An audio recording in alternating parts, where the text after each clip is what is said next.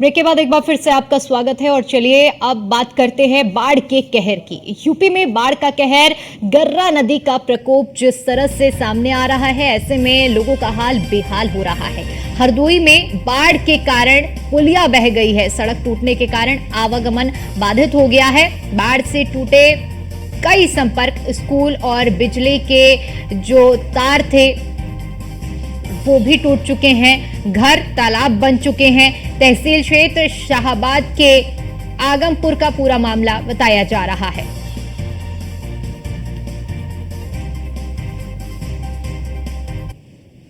तो ये तस्वीरें आप देख रहे हैं जहां पर सड़क टूटने के कारण हाल बेहाल हो गया है और साथ ही साथ बाढ़ की वजह से कई तरह के संपर्क टूट चुके हैं। चाहे बात बिजली की हो, लोगों के घरों में पानी घुस चुका है।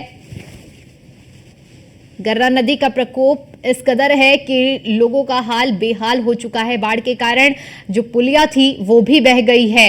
बाढ़ का प्रकोप इतना ज्यादा है, जलस्तर इतना ज्यादा बढ़ चुका है कि जिसकी वजह से आवागमन भी बाधित हो गया है। तो हरदोई की तस्वीर हम आपको दिखा रहे हैं जहां पर गर्रा नदी के जलस्तर बढ़ने की वजह से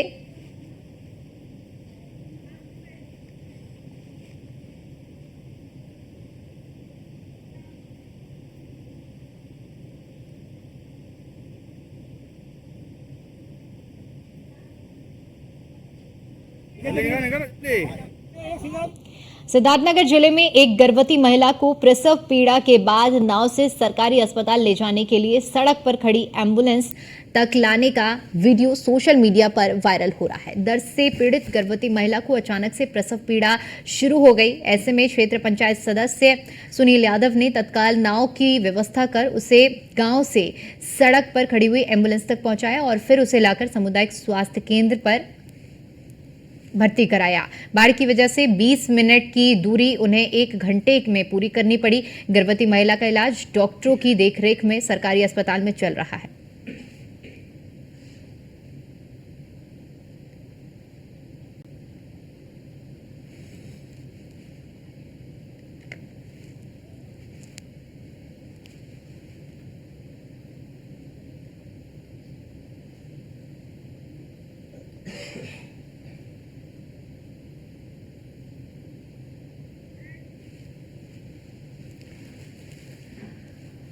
तो बाढ़ की वजह से लोगों को खासी परेशानियों का सामना करना पड़ रहा है और जिसका जीता जागता उदाहरण आप देख सकते हैं कि सैकड़ों गांव जो कि पानी के जद में, और ऐसे में एक गर्भवती महिला जो कि प्रसव पीड़ा से गुजर रही थी और प्रसव पीड़ा इस कदर थी कि महिला चूंकि गांव में पानी भरा हुआ था, आम रास्ते से जा नहीं सकती थी। ऐसे में नाव की व्यवस्था की गई और उसके बाद उसे सड़क मार्ग तक पहुंचाया गया, जहां से एम्बुलेंस की मदद से महिला को स्वास्थ्य केंद्र में पहुंचाया गया है, जहां महिला का इलाज जारी है।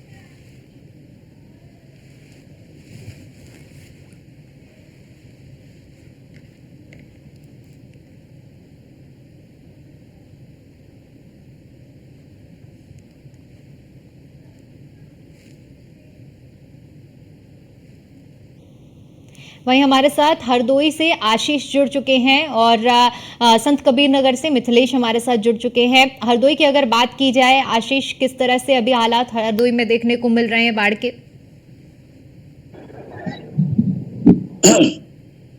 बिल्कुल, देखिए हम बता दें यहाँ के हरदोई में 4 विधानसभाएं बाढ़ के पानी से डूबी हुई है।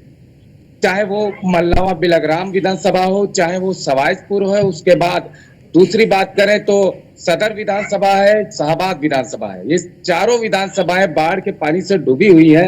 अधिकारी से लेकर जनप्रतिनिधि निरीक्षण कर रहे हैं, लेकिन अभी उन पर जो बाढ़ से पीड़ित लोग हैं उनके पास पूरी तरीके से सुविधाएं नहीं पहुंच पा रही, क्योंकि जीरो ग्राउंड रिपोर्टिंग कल न्यूज वन इंडिया ने की थी।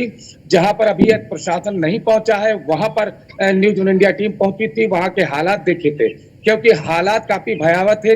उनके जो बाढ़ से घिरे हुए गांव थे, पानी से घिरे हुए गांव थे, उनमें न्यूज वन इंडिया ने अपनी आमद की थी। वहां देखा था कि हालात ये थे कि उनका दर्द छलक रहा था, कि वहां पर न तो प्रशासन का कोई भी अधिकारी पहुंचा है और न ही कोई जनप्रतिनिधि। खास तौर पर सीएम ने जिस तरीके से निर्देश दिए हैं कि सभी अधिकारी बाढ़ क्षेत्र का दौरा करें, चाहे वो तहसील स्तर के हों या फिर ब्लॉक स्तर के, लगातार अधिकारी वर्क करें, देखें कि कोई बाढ़ के हालात जहां पर भी हो वो अधिकारी वर्क करें। लेकिन यहाँ पर कल जहां पर हमने गढ़िया जब्बू 52 ब्लॉक का ये मामला है, जहां पर बाढ़ आई है, गर्रा नदी के कटान से कई 2 दर्जन के करीब वहां पर गांव जो जलमग्न हो गए हैं पानी से, उन गांव में भयावह स्थिति थी। गांव के लोग ट्रैक्टरों से किसी तरीके से अपना सामान निकालकर गंतव्य स्थान तक पहुंच रहे थे, लेकिन स्थिति ये थी कि पानी भरा हुआ था। लोग खाने 2 दिन से लगातार उनका कहना था कि पानी बढ़ रहा है, लेकिन वहां पर उनको कोई सुविधा मुहैया नहीं कराई गई। हालांकि न तो लेखपाल वहां पर जाके देखे कि क्या की स्थिति है, और नहीं आज तीसरा दिन है, अभी कोई अधिकारी नहीं पहुंचा है, जैसा कि हमने संपर्क किया था। लेकिन काफी भयावह मंजर है, लगातार पानी बढ़ रहा है और प्रशासन वहां पर अभी नहीं पहुंचा है। जी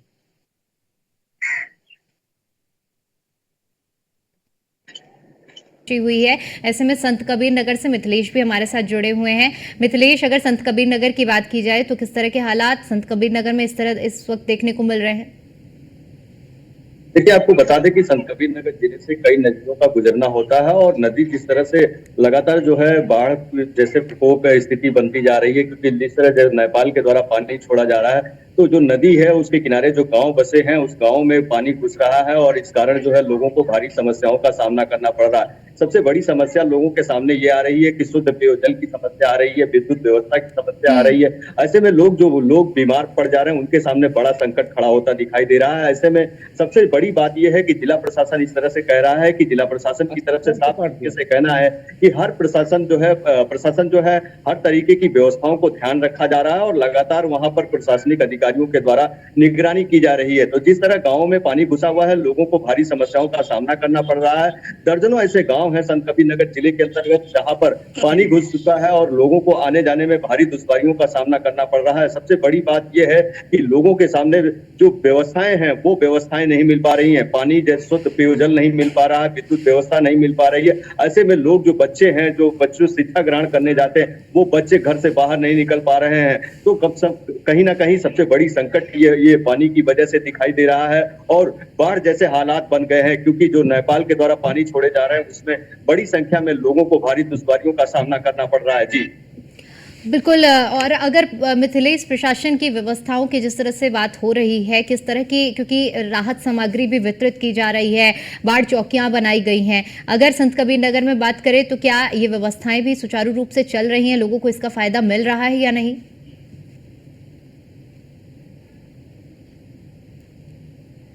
वो बद से बदतर हो चुके हैं। प्रशासन की तरफ से ये दावे किए गए हैं कि लगातार जो है बाढ़ चौकियां बनाई गई हैं, लोगों को निगरानी करने के लिए लगाई गई हैं, लेकिन हालात ऐसे हैं कि लोगों के सामने भारी समस्याओं का सामना करना पड़ रहा है।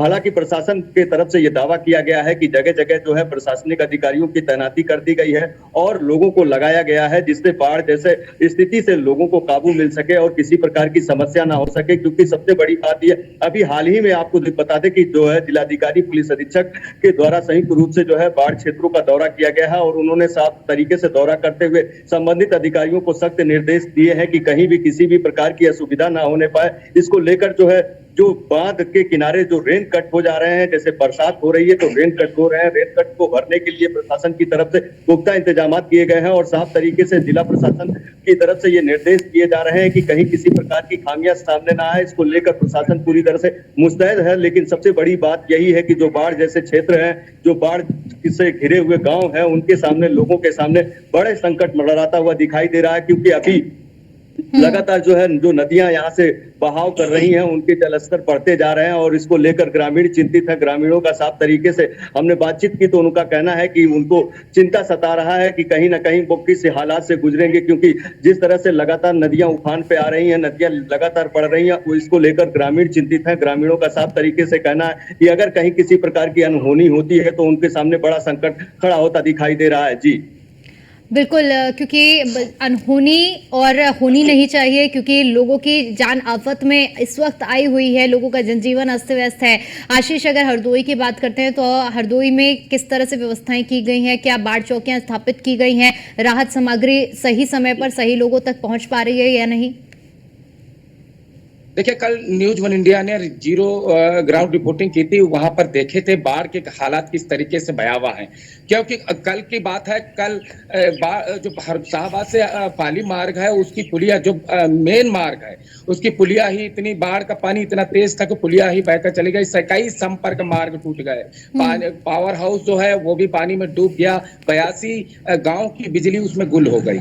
लगातार बाढ़ का मंजर जो है, लगातार पानी बढ़ रहा है, जिससे और भयावह स्थितियां पैदा हो रही हैं। हालांकि जिस गांव में हम लोग गए थे, वहां पर स्थितियां ये थी कि अभी प्रशासन का अधिकारी 2 दिन बीतने के बाद भी कोई नहीं पहुंचा था।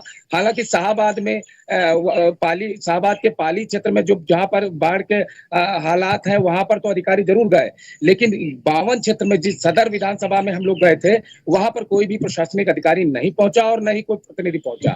हालांकि उन जो वहां के ग्रामीण है, बासिंदे हैं, उन लोगों ने अपना दर्द बताया, अपना दर्द बयां किया कि हम लोग बहुत परेशान हैं, 2 दिन से पानी से घिरे हुए हैं, हमारी किसी ने सुध नहीं ली है, ना तो कोई लेखपाल आया है और न कोई तहसील लेवल का अधिकारी आया है या किसी तरीके की सुविधा मिले।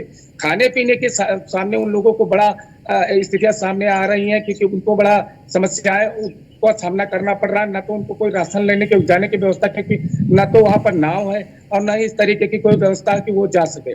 तो भारी स्थितियों का सामना करना पड़ रहा है। लगातार पानी बढ़ रहा है, दर्जनों गांव वहां के पानी में समा गए हैं, टापू बन चुके हैं, लेकिन अभी तक वहां पर प्रशासन का कोई भी नुमाइंदा नहीं पहुंचा है। उत्तर प्रदेश के मुख्यमंत्री योगी आदित्यनाथ ने निर्देश दिया था कि बाढ़ क्षेत्र में अधिकारी लगातार वर्क करें, हमारे जनप्रतिनिधि लगातार वर्क करें, अगर वर्क नहीं करेंगे तो निश्चित तौर पर कार्रवाई करेंगे हम उन पर। लेकिन बाढ़ के हालात, 4 विधानसभाएं हरदोई की डूबी है और पानी में समा गई है। लगातार पानी का स्तर है जो बढ़ रहा है। हालांकि कुछ जगह पर प्रशासन पहुंचा है और फौरी तौर पर फोटो सेंसन जरूर कर रहा है सड़कों पर जाके, लेकिन अभी नाव के सहारे गांव का निरीक्षण करना, या उस तरीके जैसे कि सीएम खुद नाव पर बैठकर और गांव निरीक्षण कर रहे हैं, जाकर पानी में जाकर निरीक्षण कर रहे हैं, तो यहाँ पर अभी उस तरीके का प्रशासन सख्त नहीं हुआ। हालांकि जो गांव पानी में समा गए हैं, उनको राशन पानी पहुंचाने की व्यवस्था की बात जरूर करी जा रही थी। ठीक है, बहुत बहुत शुक्रिया आप दोनों का हमारे साथ जुड़ने के लिए और जानकारी के लिए।